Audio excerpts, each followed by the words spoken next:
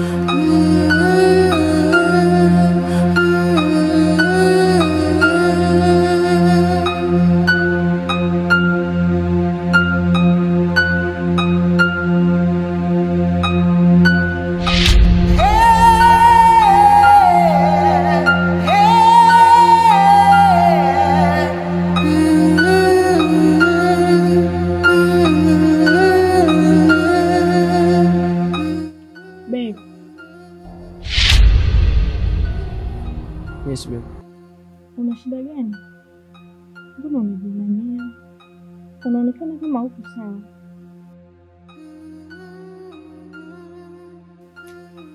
Yeah, of course. Sipo sawa. Kuna kitu kimetokea ofisini. Ndio kinafanya nimekuwa hivi.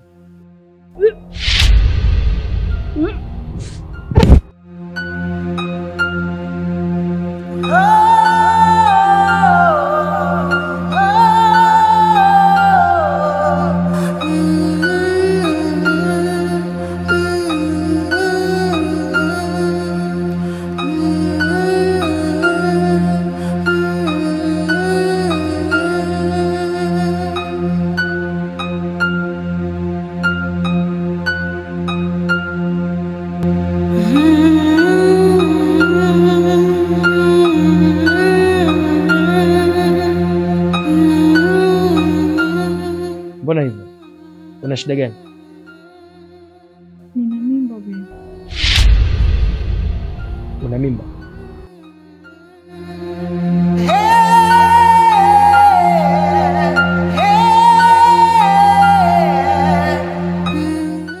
Mbona kama hujafurahi?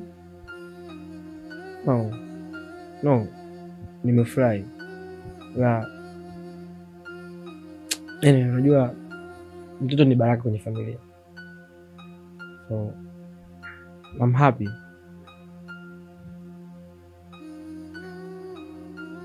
Alafu kuna kitu ulitaka uniambie kuhusu kazini.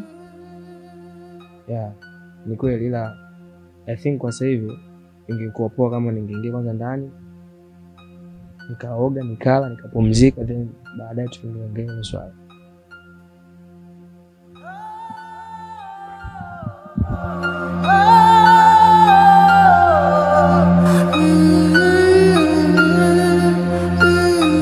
Ukimya ni silaha tosha na kuleta mapigo mazuri ya kutengeneza kile ambacho mimi nakitengeneza. We malaya, alafu una mimba.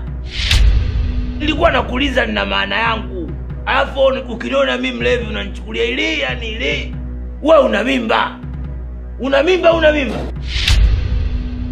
Na mimi mambo yako nilikuwa nayajua mengi sana, ila nilikuwa ninakaba kama mwanaume na kausha. Nilikuwa najua una kibwana chako kifogoko, mimi natoa hela afu fala mmoja anachuma, yani anakula hela ya kwangu mimi. Najua yote, lakini mimi natumia no research no right to speak. Nilikuwa nafanya research zangu, lakini wakati nafanya research ngedele wewe unaniletea kipimo ndani ngedele wewe. Kuna paka humu ndani. Kuna panya humu ndani, kipimo cha nani? Cha nani kama wewe una mimba? Cha nani?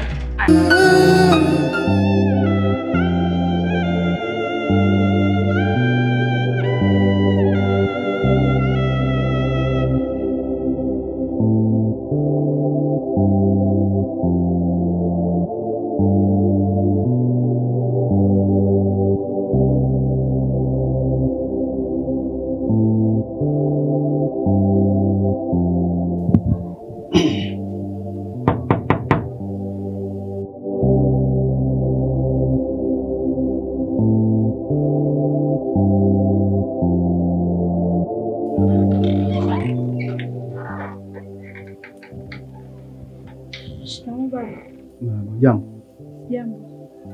Mumeo yupo? Namhitaji na shida naye. Mume wangu.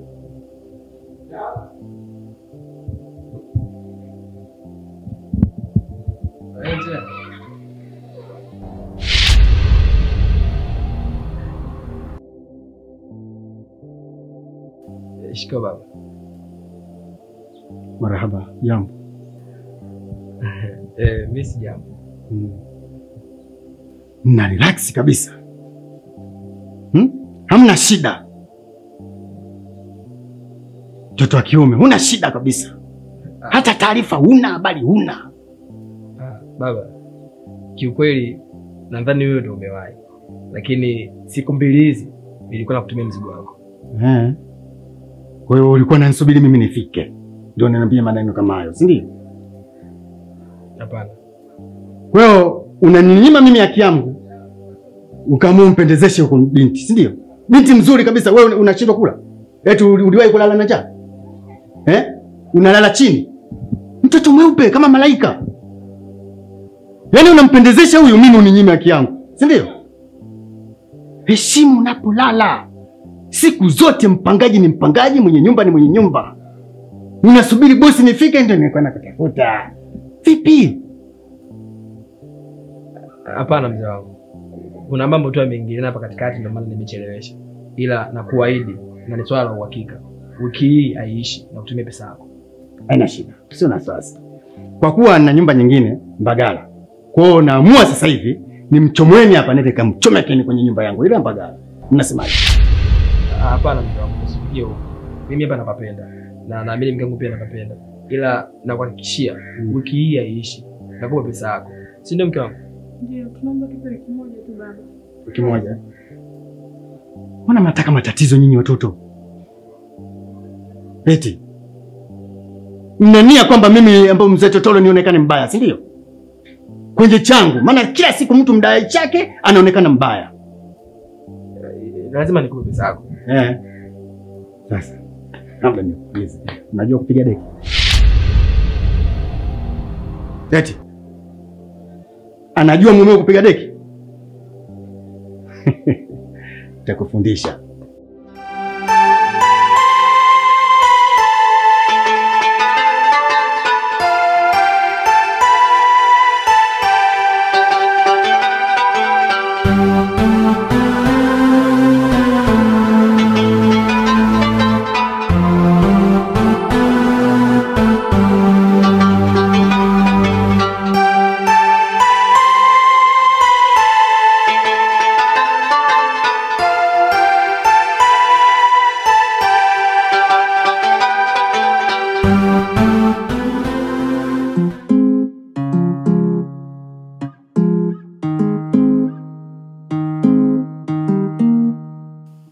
We kaka, umenisimamisha muda wote hapa. Afu ongei. Naomba usimpotezee muda wangu. Kwa hiyo muda wote ninapokuambia unielewi au vipi? Mimi nimekwambia nakupenda. Sio kukupenda tu. Na nakuhitaji. Na hata kama una shida ndogo ndogo, mimi nipo radhi kujitatua. Kwa hiyo naomba unikubalie. Afu mimi ni mke wa mtu. Mimi sio malaya. Kwa tafadhali naomba tuheshimiane. Mimi sijakuita wewe ni malaya. Na kama ungekuwa malaya, ningetoa pesa ningeshakununua sasa hivi. Lakini mimi nakuhitaji. Tena nakupenda kwa dhati. Ila mimi nina pesa. Na sio shida ndogo ndogo tu. Hata kubwa nakutimizia. Wewe alokuambia ana shida na pesa zako nani? Sina shida na pesa zako. Na hizo pesa zako wapelekee hao wapumbavu wenzio. So mimi, naomba unikome. Tena unikome. Kaa mbali na mimi. Popote utakaponiona, usije ukasubutu kuniita.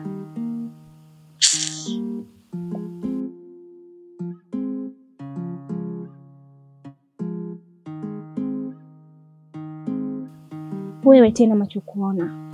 Ulikuwa unazungumza naye nini? Amna. Yule dada aliangusha pesa yake. Lakini mimi katika kumsaidia kuokota, naona mwenzangu ananifokea. Hasa sijajua kama alijua mimi nataka nimuibia au vipi. Mimi mwenyewe sina shida ndogo ndogo. Kwa unafikiri mimi sikujui wewe? Na hiyo tabia yako ya umalaya. Yaani wewe uokote hela afu urudishe. Acha wivu bwana. Mimi nakupenda wewe mke wangu. Na sipo radhi kuongezea mwanamke mwingine. Kuwa na amani. Yaani usiombe siku nikakukuta. Utataja jina langu la utotoni. Hebu tuondoke.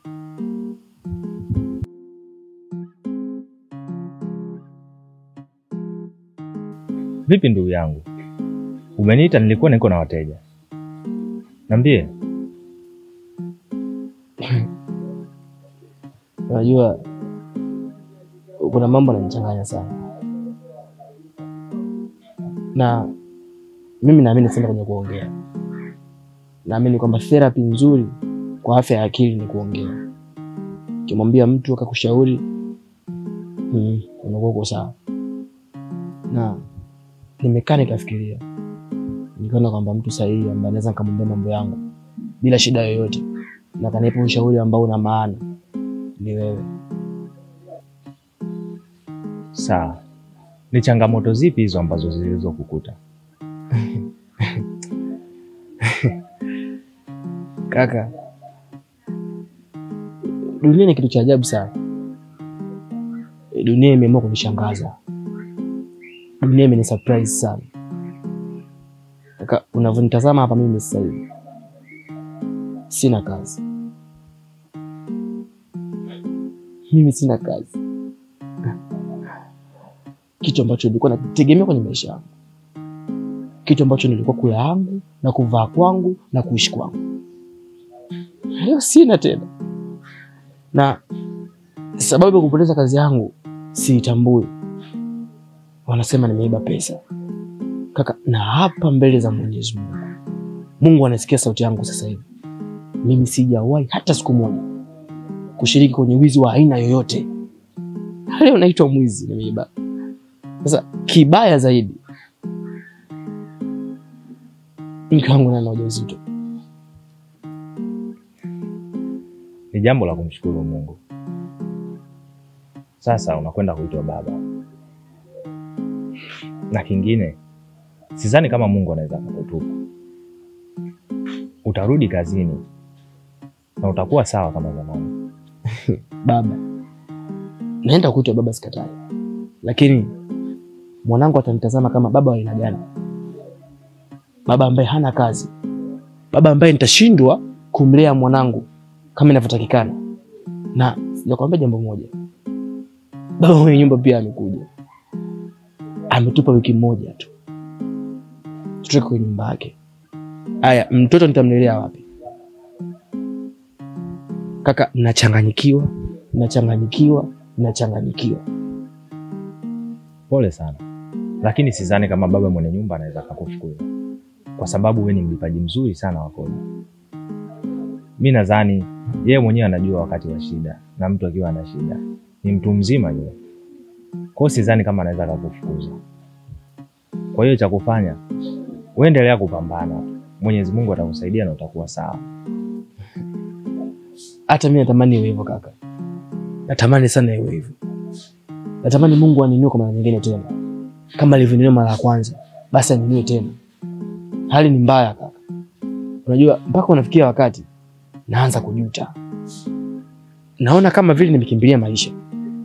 Kwa sababu kijana wa umri wangu kupanga nyumba kama ile, kukimbilia kuoa, kuishi na mwanamke ndani. Sijui nilikuwa nawaza nini. Nina umri mdogo, ningeweza kujitafuta. Lakini nikajiona nayaweza. Sidhani kama ni kwa ubaya, kwa sababu wakati huo ulikuwa na pesa. Na ulikuwa ni wakati wako wa kufanya hivyo. Na pia ukiwa na pesa majukumu yanaongezeka. Sasa mimi sidhani kama ni jambo la kulaumu sana. Mimi naamini katika utendaji wako wa kazi. Utapata kazi sehemu nyingine au hapo hapo kazini kwenu watakuita. Sidhani kama unaweza kupata mtu kama wewe, mchapa kazi na una heshima pia. Sidhani kama unaweza kupata mtu huyo. Sawa, nimekuelewa. Basi sawa. Mimi ngoja niende ofisini kaendelee na kazi yangu. Lakini kama kuna tatizo ambalo litakukuta, utanipigia simu na tutajua tunafanyaje ili tuweze kulisolve.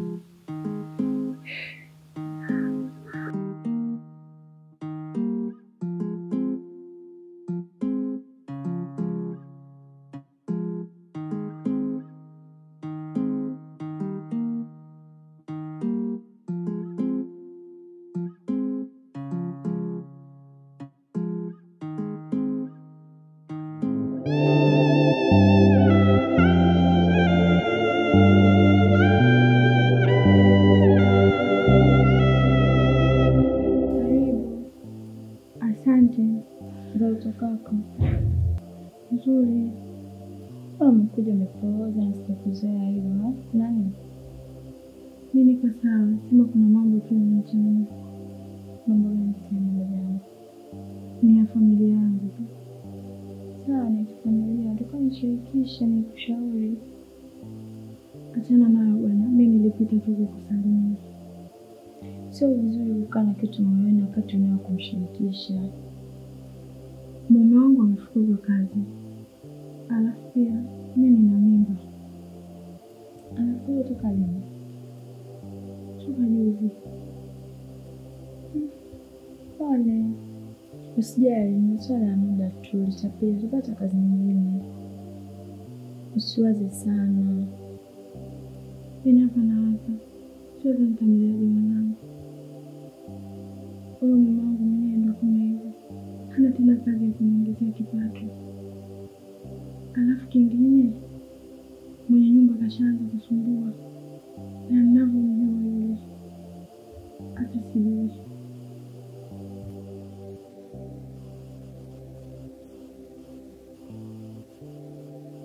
Mona, mimi sina mpango wa kuitwa baba leo wala kesho. Ukitaka tuelewane mimi na wewe, hiyo mimba itoe. Dori mpenzi wangu, hii ndo kwanza mimba yangu ya kwanza na sikuwahi kutoa mimba. Kwa unavyokuwa unaniambia swala kama hilo, naanza kuwa naogopa. Basi fresh, kaa na mimba yako. Alafu usinijue. Fanya mitikasi yako na mimi nafanya mitikasi yangu. Sijui tumeelewana. Basi sawa, sidhani kama kuna haja kukasirikiana. Na mimi wala sitaki tugombane. Nitajaribu kulifikiria hilo swala. Sio utajaribu, itabidi utoe. Sawa, nimekuelewa. Mambo si ndio haya? Vipi? Unanipa maana nimemisi michezo. Sogea basi, unalingana nini?